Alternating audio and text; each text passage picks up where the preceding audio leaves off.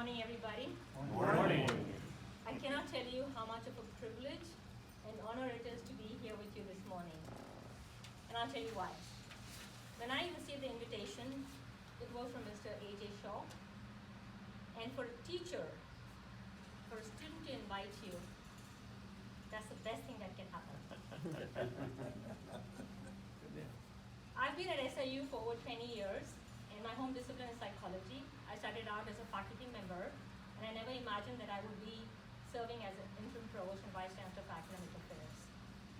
I always loved being in the classroom, spending time with my students, talking to them about psychology, getting them excited and passionate about the discipline.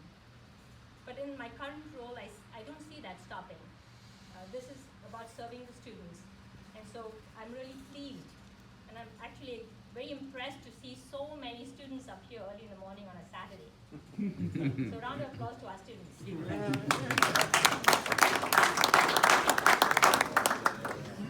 And then I want to take a moment to welcome back our former students. This is a labor of love for you, to come back, to join us this morning. And I've talked to several of you. I understand that many of you have been coming back every year, and you truly appreciate that passion, that spirit with which you come back. So this is something I want to share with you. In my journey through various administrative positions, I served as a chair of psychology, I served as the associate dean and then the dean of the College of Liberal Arts at SIU, and then as a provost. So what is the difference in all of these roles, and what do I see, and why am I saying this now? Is that as the provost, I see all the different colleges. So we have 8 academic colleges. And this is what stands out about the College of Agriculture. It's the spirit of a family. Whether it's current students, the faculty, or the alumni. It's that all sort of embracing attitude of helping and supporting each other. So I really want to recognize that. I don't always see it in other colleges. I served as a dean. I went out and met many alumni in the College of Liberal Arts, but I didn't get that same feeling. So that's very special, that's very unique. I hope you sort of keep it going, that that passion and that flame for your discipline, for your college. And I really want to thank all the alumni from the bottom of my heart. In these 10 months as a provost, I've gone to many AG events, and you have something special. I would encourage students to stay connected with your alumni. They're a fantastic network for you, a source of professional advice. I looked up the Alpha Gamma Rho, the main official website, as well as the Beta Alpha website, and I noticed that your motto or the goals are leadership, responsibility, and integrity. And those are very powerful words.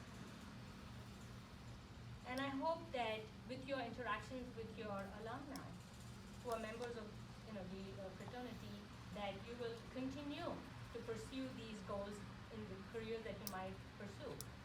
Also, note that these alumni come back because they are paying it forward. During their days when they were students, there were alumni who came before them, who supported them in various ways. It could be in terms of advice, mentoring, encouragement, opening doors for you, providing scholarship support, whatever it might be. In some way, you were supported by your alumni. And I hope that you keep these thoughts in mind as you go forward and make your own careers and think of SIU. So having said that, I think Mr. Shaw asked me if I would talk about the state of the university. And so let me share with you things that might be relevant to you or of interest to you, because there's so much that I can tell you, but I have only a few minutes. One thing I want to assure you is that great things are happening at SIU.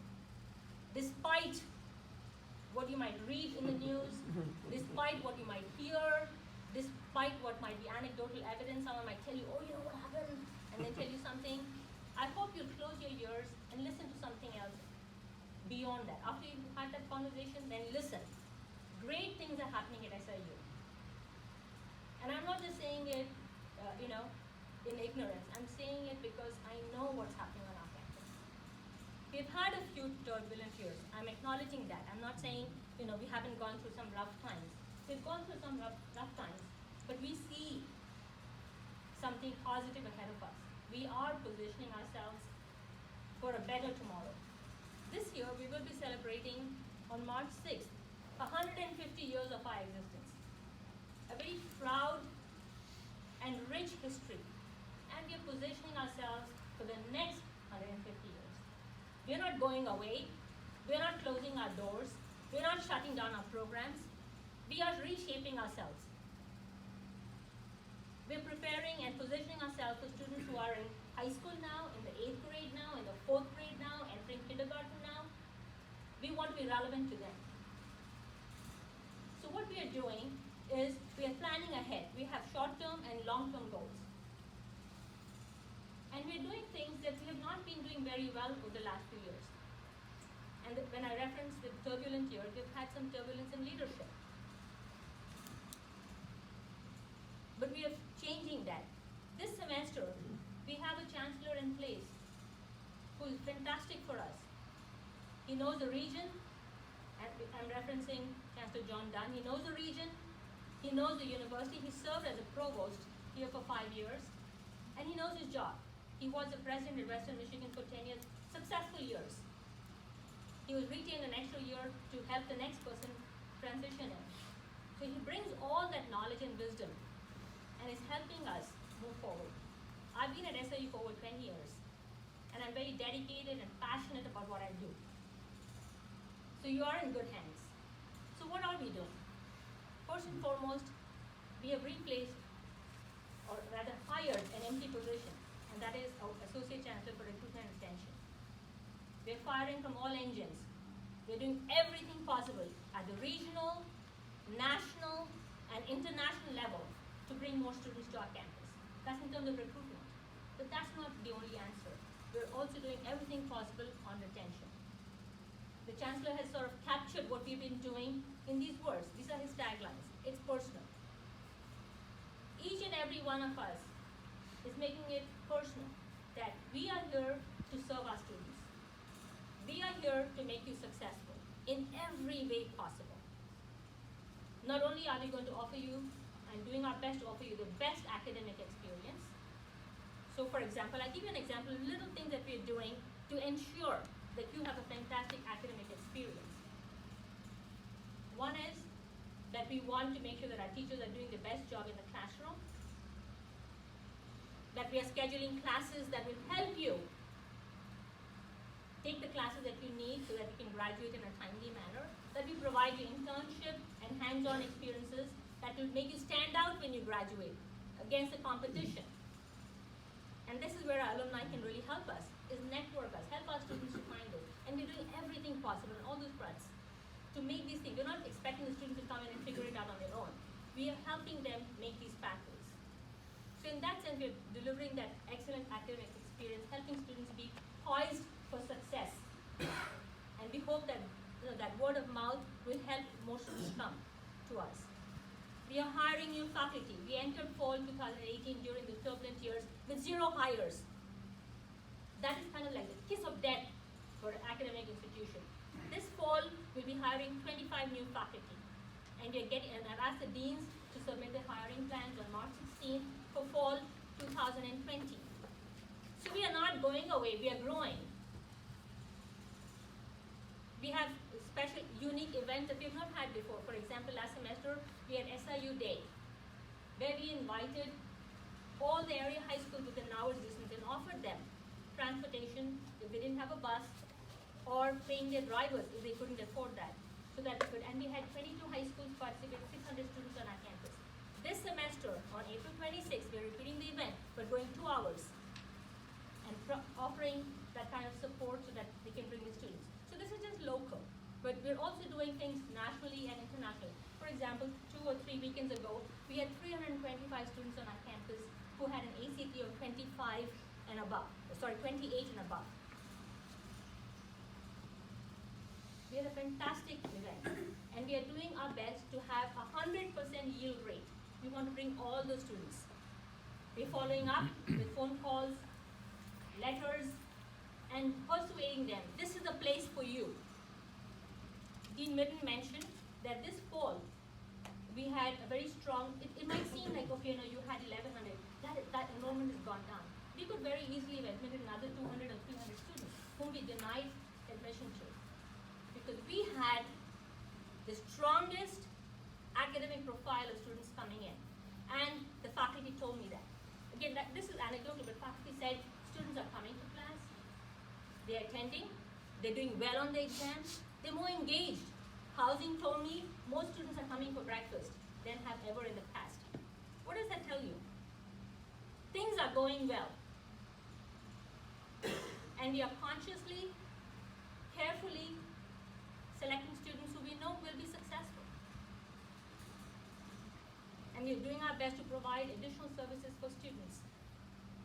Now, this is broadly in terms of the university. I know that within the College of Agriculture, I've attended several of the FFA events, that every effort is being put to bring students with related interests on our campus and show them what we have to offer. And anyone who comes on our campus will tell you, hands down, you don't even need to take a vote, we are the best looking campus in the state of Illinois. Where else would you be able to walk through the woods to the library or take a walk around the lake? Our recreation center is one of the best. People have left here and told me, you don't know what you have.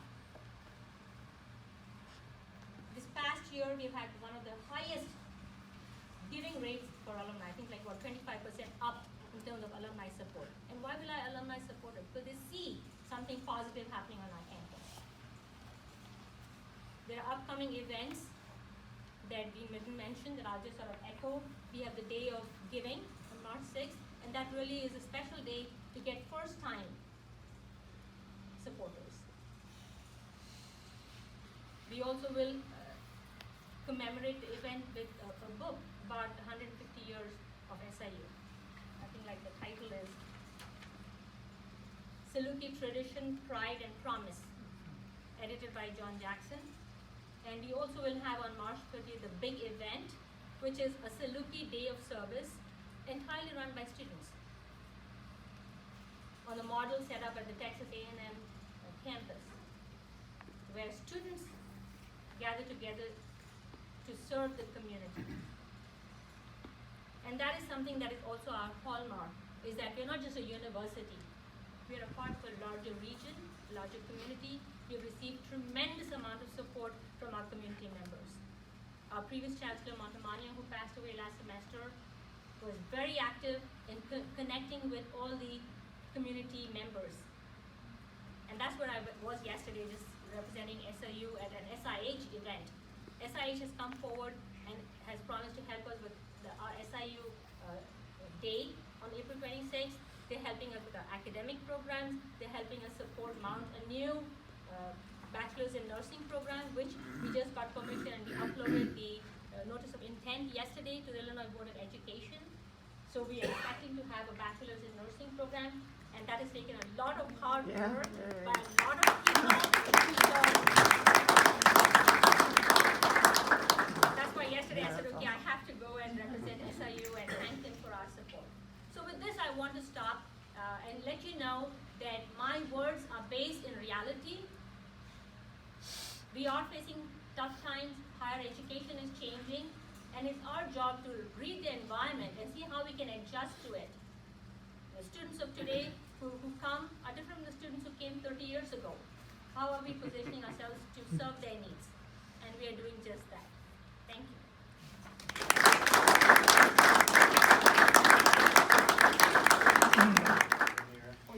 Meera, I have one observation, because you're the point person for this, is the points of pride, the Saluki Yes. points of pride. Yes. You might make people aware of that, because I think Yes. that changes the messaging as well. Yes. I mean, I would welcome suggestions in the way in terms of how we can reach out. We are trying to send it to conferences. I've had some of our alumni and friends of SIU reach out to me for it. I've given it to them, and we continuously update it, because there are so many fantastic things about us. So just as a point of pride, you may not realize it. You're sitting here saying, I'm a graduate student in the College of Agriculture. But to know that there are 4,000 universities and colleges in the United States, and there are only 200 plus that are high research universities. We are one of them. There are even fewer, that number I don't remember today, that have a school of medicine and a school of law in the same campus. It's a very rarefied company. We are among that. Take pride in that. It influences us in many ways, provides us many opportunities. We are a research university. We don't always brag enough about that. What that tells you, what that really means for you. You know, these 25 faculty that we are hiring this fall, we are hiring them because not only will they teach them the knowledge that they have, they'll be creating that knowledge. Their research will create new theories that others are learning about. So we are selecting people who are the best in the field, and they'll bring that knowledge to your classroom and teach you. That's what it means. A research university is that they not only just teach what they know, but they create what others will know. So you are part of that university. Any other questions? Sure. This is kind of a question of what comes first, the chicken or the egg. Sure. As you look at the enrollment and the recruiting effort, and some would say that in order to increase in recruitment, increase enrollment, you've got to have that strong, numerous faculty. And so, and that takes money. So I'm glad to hear that we're getting new faculty, 25 new Yes. positions. I hope several of those come into the College of Ag, but we do have a lot of vacancies. So in terms of like the point about having more faculty so we can have more students, I will not sort of say that that's not completely true, but I'd say that look at it as a layered thing. So I had 100 requests for faculty hires. We couldn't afford all of them right away, so we made some strategic choices. Okay, 25 where there is high areas of growth, where right now they're turning students away because they don't have enough staff. So that's where we're going to fill right away, but we're not ignoring the others. And then I've also told the deans, bring me interdisciplinary hires. So if you have a hole over here and a hole over here, and we can't fill up both, can you come with a hire that can partially fill those two? So that it's not like we fill one and the other one is like empty. So pick an interdisciplinary hire that can cover the two partially, so there's some relief. So that's the tenure track faculty hire. I've also told deans that if you have some needs, we will hire what I call like stopgap, like the adjunct faculty, because what I do, the budget that I have, I keep some for tenure track, because that's recurring money will just go there. And then you have some money where you're saying, okay, for stopgap needs, sudden needs, someone leaves, someone dies, someone, things happen, so we have to have that. So we are not going to like ignore and not fill the courses, but we're going to do that. But we're going to do it in a strategic way.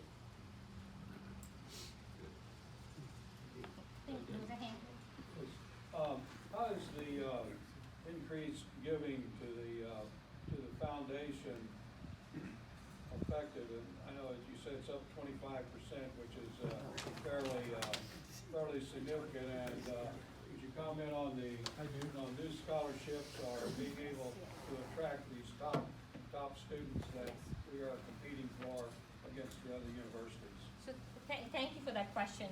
In terms of how the giving might help, there are many different ways. So for example, in these top students that we have, we will offer 25 students a full ride for 4 years, and then another 75% that would get the university excellence. So that is like 3/4 of a ride. And we try to offer the others like the Dean's Scholarship, so that we try to give everyone.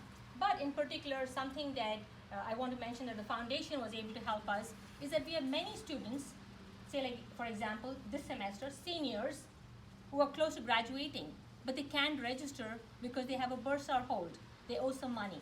So the foundation has given us money so we can serve these students and pay that bursar hold so they can take the classes and graduate.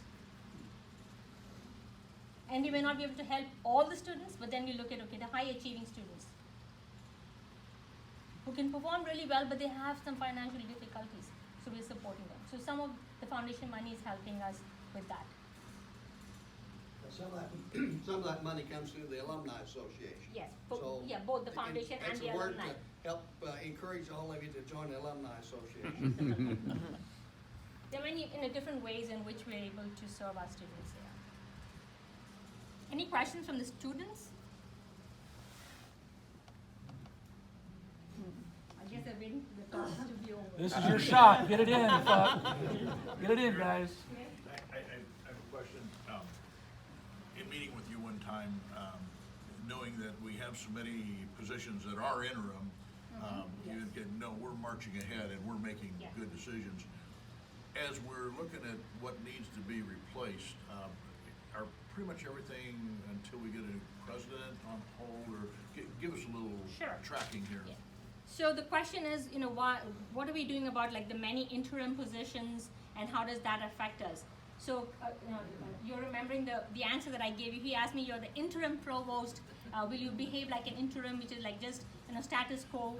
And I said, I'm already doing things. I'm already making tough decisions, which could, some people may be angry with me, but I'm doing that because I'm in the job. I'm doing it. I'm not doing it half-hearted like an interim. I'm doing it like the actual person.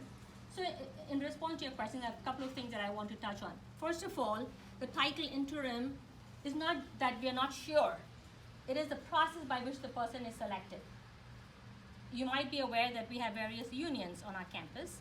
So there are certain rules and regulations that we have to follow in terms of hiring.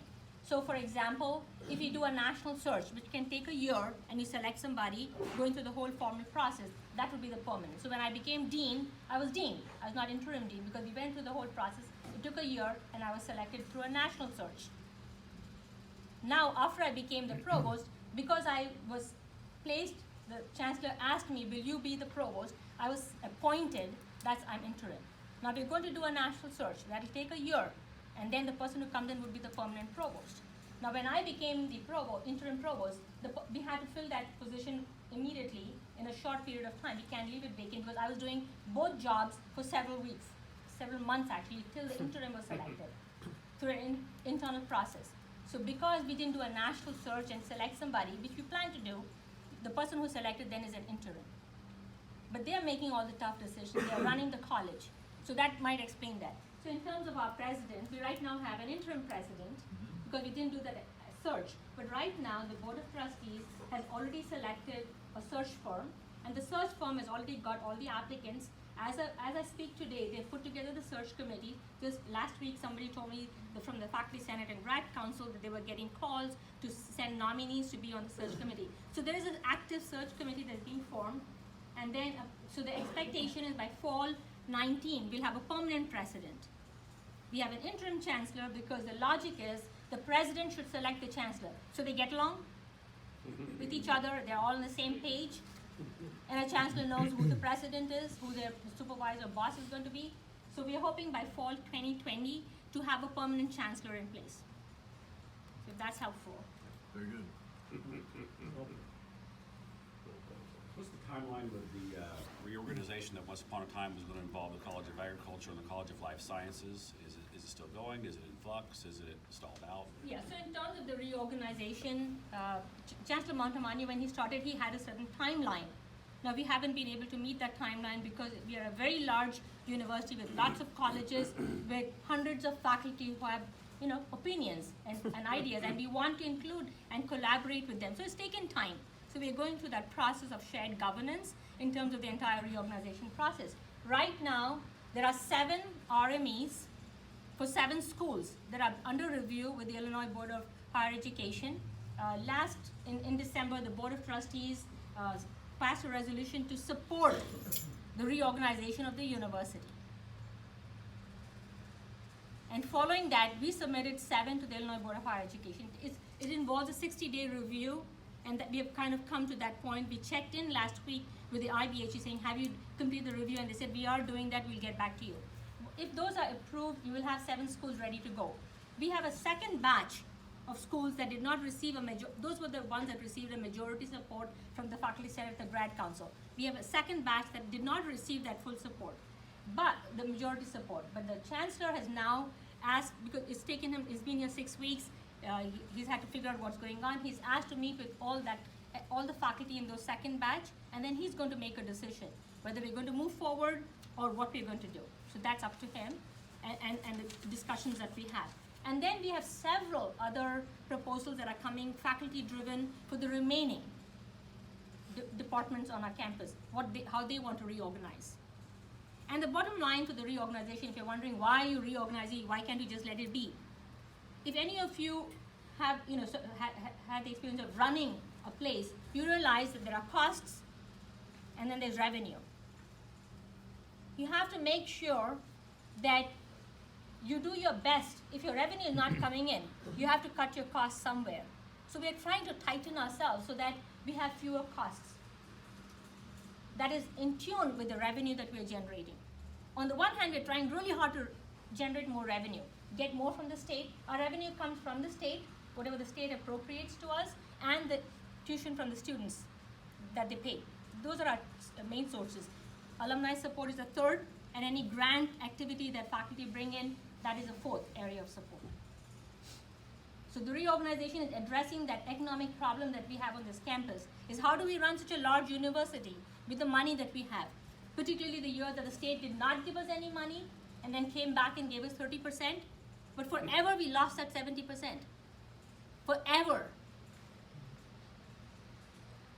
We never got it, but we ran the university.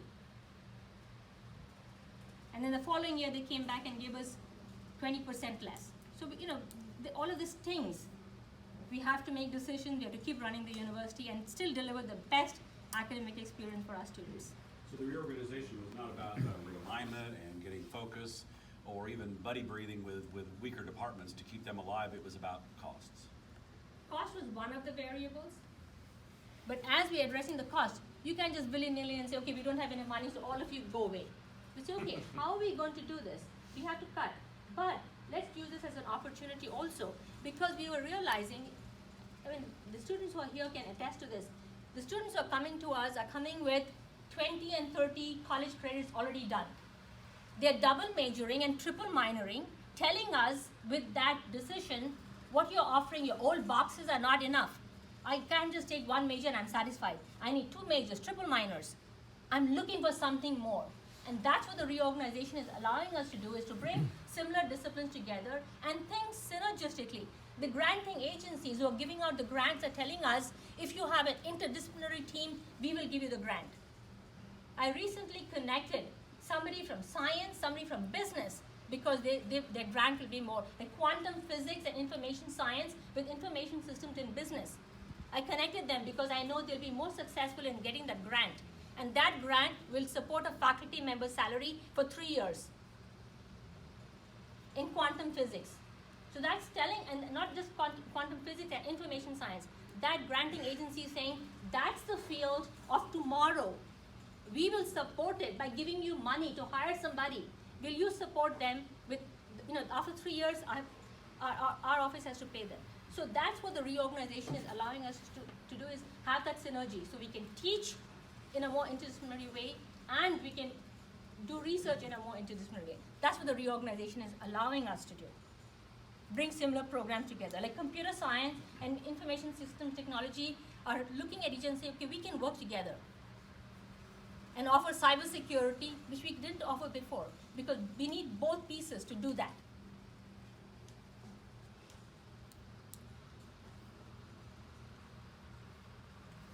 I have a lot more things to say, but I know that the next speaker is here, so I'm just trying to control myself. There are many other examples I can give of interdisciplinary that the reorg is allowing us to do. And you might hear from faculty who don't support it, but I also hear from the faculty who are asking me, Meera, what's taking so long? They had been wanting to reorganize even before the chancellor had come.